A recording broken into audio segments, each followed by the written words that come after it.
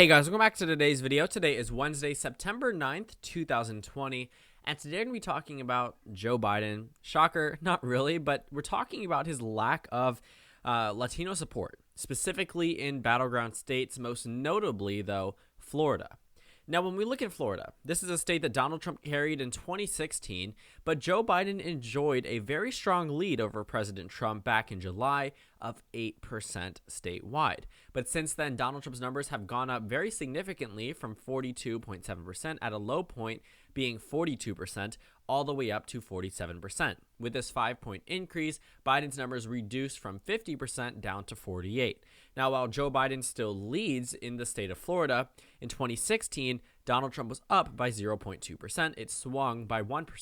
So Biden would still narrowly win if the polls were as incorrect as 2016, but only narrowly. This is nowhere near the lead that he had previously. Now, I never characterized Florida as a likely Democratic state. I knew better than that. Florida typically fluctuates back and forth. But what is the reason for Joe Biden's numbers to be, very low in this state despite being up nationwide by 7-8%?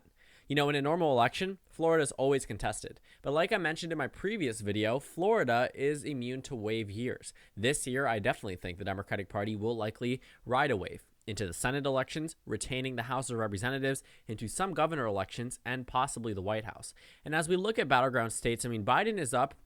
In Wisconsin, the RCP average may be a little bit skewed because it definitely does take into account certain polls that really shouldn't hold much weight, but that's besides the point. Wisconsin, Biden is still up by 6.4%. In Michigan, Biden is up by 3%. And in Pennsylvania, Biden is up by 4%. These are all leads larger than his current lead in Florida. Even in Arizona, Biden is up 5.7%. So when we look at these battleground states, you see that Biden is doing well in almost all of them. He's up larger numbers than Hillary Clinton in these states. But when we look at Florida, for some reason, despite Biden being up on the national average on RCP by 7%, he's only leading by 1.2%. Keep in mind, in 2012, Obama only carried it by 0.9%. In 2008, only by 3%. So Florida, has always stayed a swing state regardless of the swing of the overall nation. Like I said, 2008 was 3%, despite Obama flipping Indiana, flipping North Carolina, Virginia, Colorado, New Mexico, Iowa, all of those states that were Republican states in 2004 flipped to Obama, but Florida, narrowly moved in favor of the Democrats. But that's besides the point. Looking at Florida now, the reason why it's so close is because Trump is winning over Hispanic voters. Let's take a look at where the numbers stood just, 4 years ago. In 2016, Hispanic voters nationwide voted in a margin of 66 to 28. 66 to 28 for Hillary Clinton. And now I don't believe this is including mixed voters, but looking at that, numbers, it's horrible. It's horrible for Joe Biden knowing that Hillary Clinton had this large of a lead, a 38-point, lead, and then all of a sudden you enter into the 2020 election doing so well nationwide, but then all of a sudden, Latino voters turn your backs on you in Florida. Now, let's take a look at one of the polls that was just released out of Florida. This is St. Pete polls, which actually surprisingly has Biden up by 3%, despite, being significantly down in terms of Hispanic voters. So let's take a look. Here we are having the racial composition breakdown, and the final results were Biden 50, Trump's 47.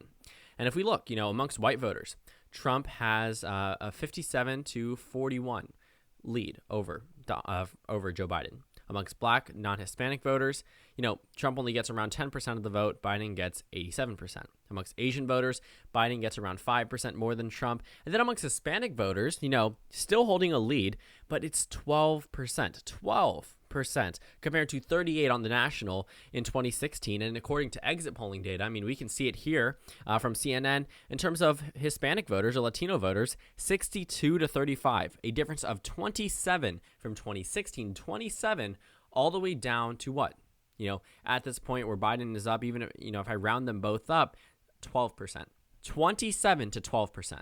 So right now, Joe Biden is doing very well amongst white voters. He's doing very well amongst, the rest of the demographic groups. But Hispanic voters have been wavering back and forth away from the Democratic Party. And it's not just here, but Florida is a perfect example because of the, Cuban vote. If we take a look at the Politico, the NBC News exit polls, if I actually get there on time, we take a look at the 2016 numbers. This is Florida, right? So we're looking at the exit polls in this state that Donald Trump carried by 1%, not a clear majority, but definitely more than Hillary Clinton. Otherwise, this would have been a blue state. Amongst Cuban or Hispanic descent, Trump wins over Cuban voters. Now, this is 6% of the demographic in the entire state of Florida. 6% of voters, still Hispanic voters that generally would be characterized as Democrats, voted for Trump by a margin of 13%. Amongst the rest of the Hispanic voting population, Clinton won them by 45%. And the reason why I think, even though Clinton won these groups won other Hispanic voters by 45%, and then Cuban voters went to Trump by 13%, the overall average was roughly a 27-point difference between Hillary Clinton and Donald Trump in 2016. That lead has definitely narrowed up. But also, Biden has made up for it. But unfortunately for Biden, yes, he has made up for it, but he could have had a much smoother pathway to being elected this year had he immediately reached out to Latino voters, had he immediately, made it so they feel as if they're being reached out to by the Biden campaign. Because interestingly enough, the exit polling data did ask a bunch of questions. I'm surprised people stood there with someone at their clipboard for 10 minutes because scrolling through these questions, it was fascinating to see the results. If we're looking at who's contacting which campaign, looking at the exit poll results, we can see that in terms of who was reached out to, we can go ahead and see it roughly. One second. Okay, I guess I'm not going to find it. But in terms of people who were reached out to, the Trump campaign, who, pretty much reached out to a lot of voters in Florida. People were voting solidly for the Trump campaign because they reached out to them. I believe the recent poll showed that 30% of Biden Hispanic voters still say the Biden campaign has not reached out to them. And Florida is crucial. This is a tipping point state. This could very well determine who the presidential election winner is, because we see, in key areas, Miami-Dade County, this is an area where the Biden campaign is going to need to run up the numbers. And voter registration is a whole nother issue. Florida is a perfect example of that as well, because the Democratic Party was trying to voter register the Republican Party, but it didn't happen. The Republican Party actually won that contest. In 2012, there was a 500,000 vote difference between the Democrats and Republicans in terms of party registration. 2016 rolls around, it dwindles down to, 270,000, somewhere around there. It dwindles down even more to 2018, and now it's even lower. I think it's roughly 230,000.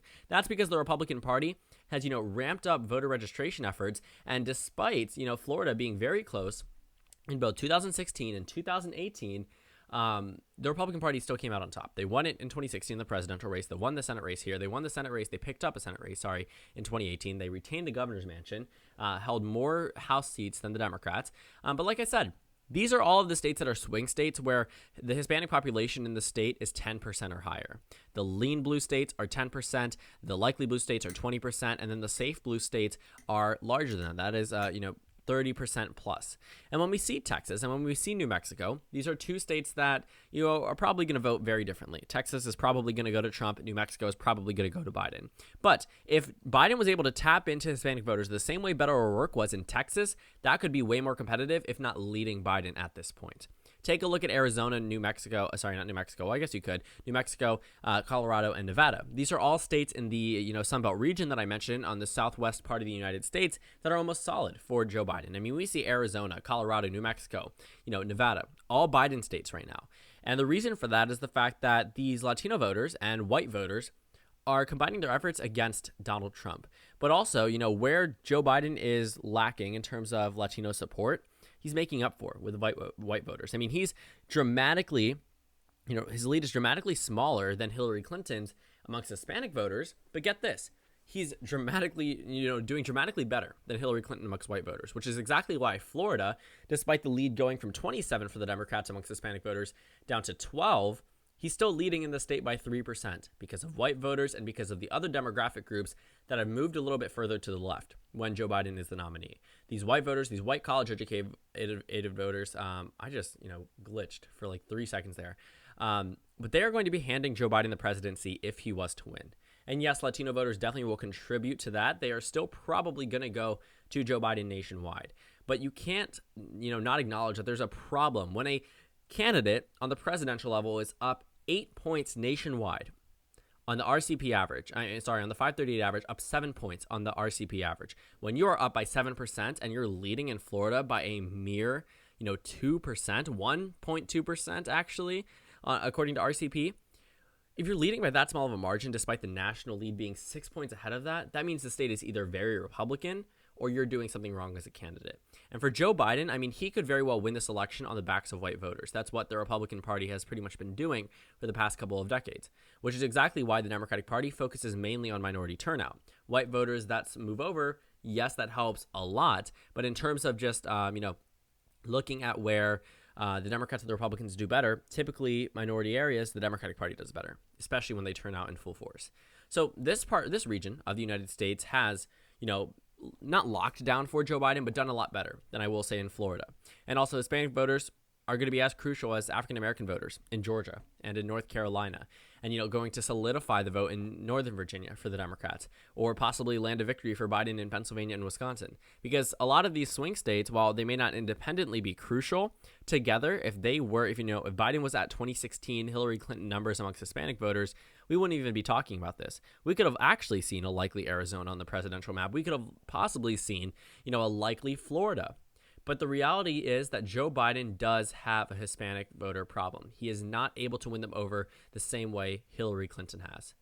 But the also, positive for Joe Biden is that he's winning over white voters and white college-educated voters in numbers that Hillary Clinton, couldn't even think of in 2016, which is exactly why, despite, Hispanic support for the Democrats and Biden nationwide and statewide in Florida has gone down, his numbers still remain on top. Because this election is like no other. And I don't think that the media completely comprehends that, somehow Donald Trump is able to win over these Hispanic voters or win over way more than what he received in 2016.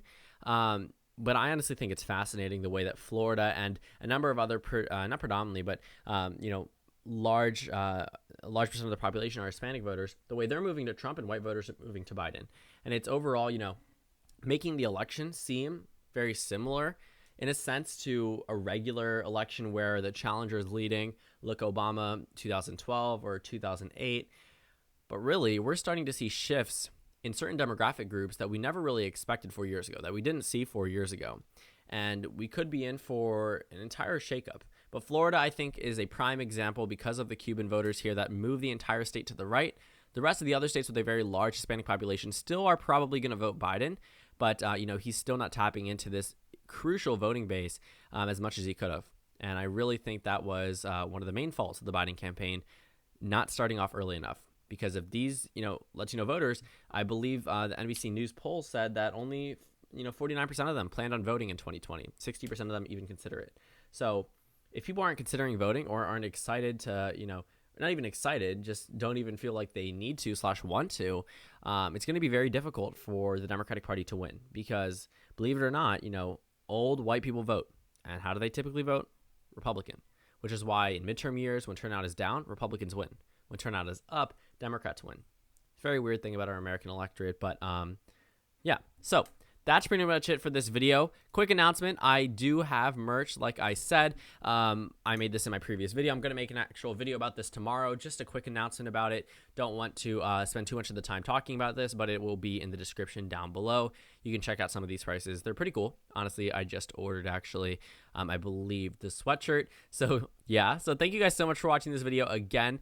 Make sure to comment down suggestions below. Subscribe on the left if you haven't already, and check out the Instagram and Twitter. At the bottom left of the screen, there's also a Discord link for you to go ahead and join. On the screen, there's a video you can watch and then a playlist for my 2020 election predictions if you just want to go ahead and scroll through those. There should be one coming out in about a week. Again, thank you guys so much for watching, and I will see you all tomorrow.